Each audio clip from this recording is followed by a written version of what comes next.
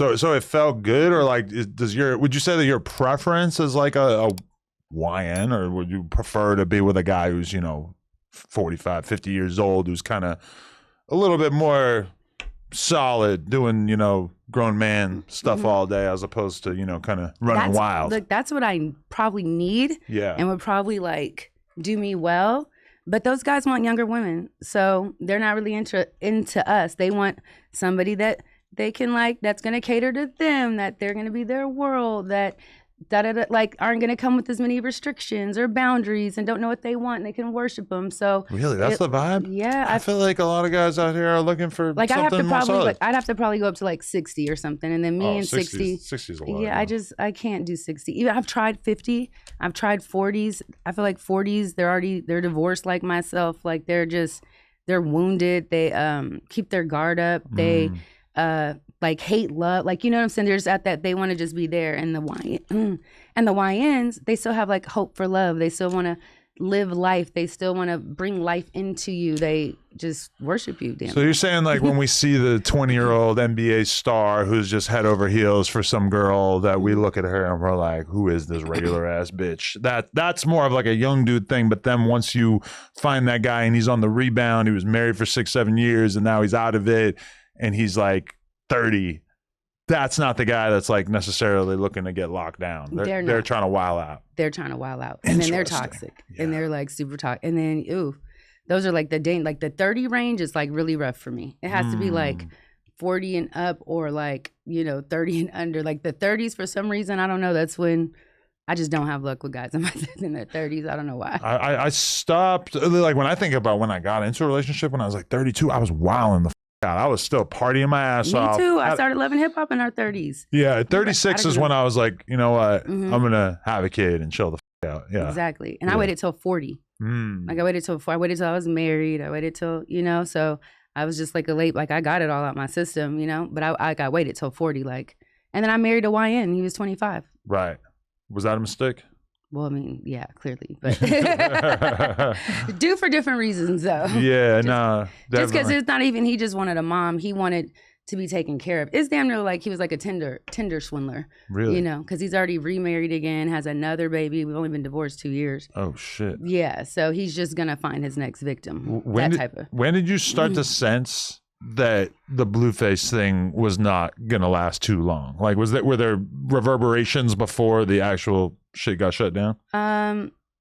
Well, he knew that I think it was after we saw you that weekend. He had invited me to go to like his shows and get ready and get the babysitter, like all that stuff, and then he just started like flying chicks in and popping out on the carpet and I was just like watching shit in real time, and that's why he like sent me that bread, like I'm getting right back, just stay solid or whatever. And like he was really like trying to make sure like he still locked it in with me, but still was able to go do all his stuff. And I was still like, okay, like he did just get out of jail, like, what I'm saying, he's just outside a little bit. But once I started seeing him do that, I just started posting similar activities. Me outside at my booking with a guy, me on FaceTime, turning around for this one, just showing like if we're not gonna be like that together, then I'm gonna do what the hell I want to. And was he not feeling it? That's why he said, you're so immature, like in the rant, like, oh, the shit that you're doing online, you're too old to be. He didn't give anybody a reason. Just said I was too old to be doing the stuff that I was doing online. The only thing I was doing online that day was matching your energy. Right. Not saying anything to you, just showing my interaction with other men. I think he was probably trying to test you. He wanted to prove or see. That's what Wack said too. Yeah, he wanted to see if you were going to be comfortable keeping it cool while he did some rapper shit. And then I think maybe you kind of failed that test by being like, hey, listen, if you're going to do that, then I'm going to do the same thing. Like it might have been a test. Like, we're both playing by different rules. If I'm going to go out and do this, I'm going to see if you're actually down. Although I'm going to be honest, I feel like he was probably just like bound to kind of move on to more shit either way. Yeah, that's more his MO, like I think I was always on his like wish list, Oh, really? Yeah, for sure. Always on his wish list. Like he flew me out here before, like he never got to hit. So it was like, that's why he came back. That's why I was just boom, boom, boom. Wait, he flew you out before when? In 2023. Oh, I didn't know that. Yeah. So in 2023, I put up the flights and the receipts of that too. Because he's like, I don't even know you. I've only known you for 20 days. Well, okay, so here's our flights. Here's the money you sent me. Here's the hotel. Here's the, now what? Because all I'm going to do is debunk every lie that you're telling. Right. Tell the story correct and I'm cool. But if you want to like say like, I only known you for 20 days, Hazel. You too old to be acting this. You know, I might as well go get me a young bitch. You gonna go there? Okay, I'm too old.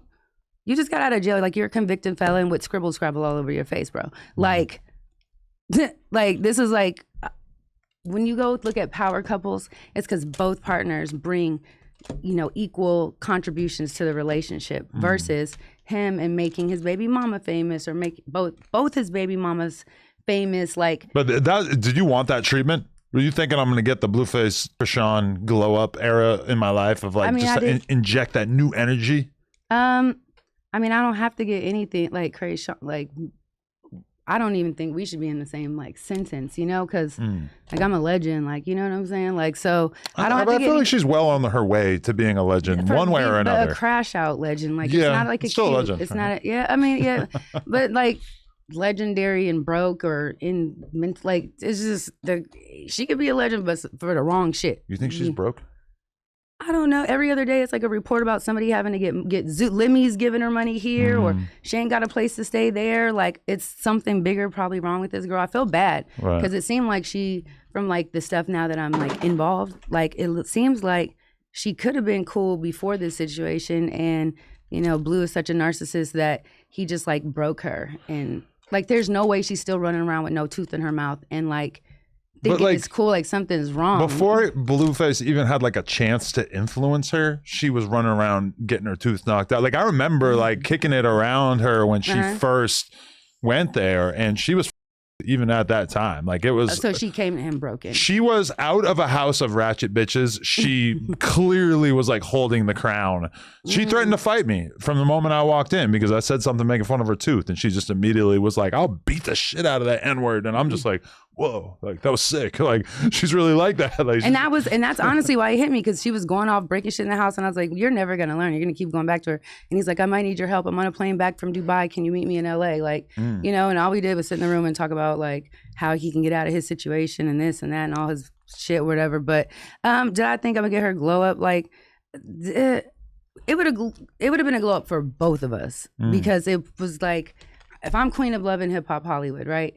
Like there's like out of the reality stars and people that live here, like I'm held up to like a young legend. I put Love and Hip Hop Hollywood on. I brought it to LA. Mona and I did it. Ray J, we made a whole bunch of stars from it. My first clients as a publicist were Gnarls Barkley. Shout out to CeeLo.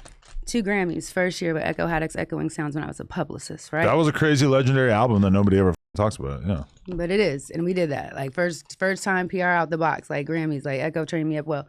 So with that being said, he comes out of jail. He could go back to Krayshawn and them, because this is what his mama told me, that he didn't know what he was gonna do. So when he hit her up or whatever, he was like, let me just try to get some motion going because I just got out. So he didn't really have like a plan all the way. And then when he seen me, we bumped into each other organically. It's like the shit clicked, and he just, like, Hazel gets clout, Hazel makes TMZ. Like every girl that you're with doesn't get top press. And I mean, you should be able to know that. Like, you know, the other girls, like they're not finna be reporting on these bitches. Like you had to earn that. So it was like, it made sense. And then the fact that I do like the PR, like he's not stupid. That nigga told me, he was like, I had a crush on you since you were a publicist and I wanted to get on your carpet. And I always said, when I make it, I'm gonna fuck with you. That's what he told me on the first time he met me. Wow. So it's like, you nigga, you been a fan. So for you to actually get it and then fumble it just because I was matching your energy, it's like whack.